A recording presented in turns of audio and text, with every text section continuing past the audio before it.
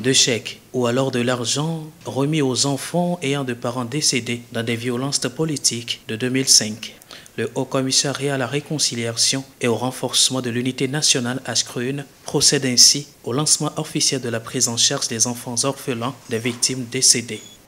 Avec la permission de Dieu et la vôtre, je voudrais donc déclarer sur ces mots, lancer le processus de prise en charge des enfants orphelins de victimes décédées des suites des victimes politiques de l'an 2005 au Togo.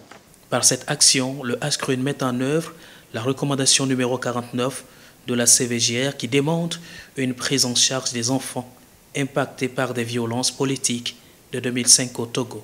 Vous savez que le Ashkrune a pour mandat de mettre en œuvre les recommandations de la CVJR. Donc la CVJR a prévu dans ses recommandations numéro 49 et que l'État devait prendre en charge les orphelins du processus. Donc les parents décédés, soit le papa, soit la maman, qui ont laissé des enfants. Il faut que ces enfants-là soient pris en charge.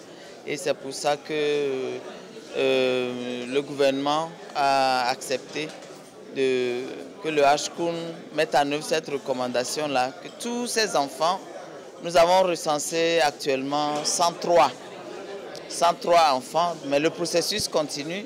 Il y aura encore d'autres enfants, d'autres adolescents, et à qui on va remettre des bourses de 21 000 francs mensuellement sur 5 ans.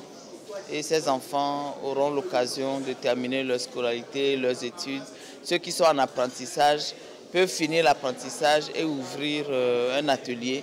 Et bref, se prendre en charge comme si le parent était toujours vivant.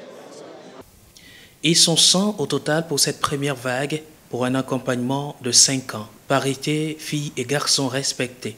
Les uns pour poursuivre les études, d'autres pour l'apprentissage d'un métier. Ils sont retenus suivant un processus d'identification précis. Et chaque fois que les parents viennent pour les sessions d'indemnisation, nous leur posons la question de savoir le parent décédé a-t-il laissé des enfants?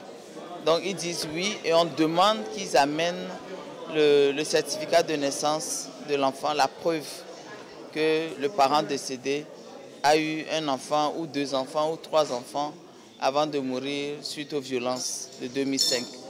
Donc les enfants, les parents survivants ou les tuteurs introduisent une demande avec un certificat de naissance à l'appui et nous répertorions ces enfants. Après, nous faisons une mission d'investigation pour aller voir les enfants de nos propres yeux pour voir si les enfants sont toujours vivants, ils sont à quel niveau de scolarité. Donc nous confirmons le nom de l'enfant sur la liste et nous sommes contents de lancer aujourd'hui ce programme à la veille pratiquement de la rentrée.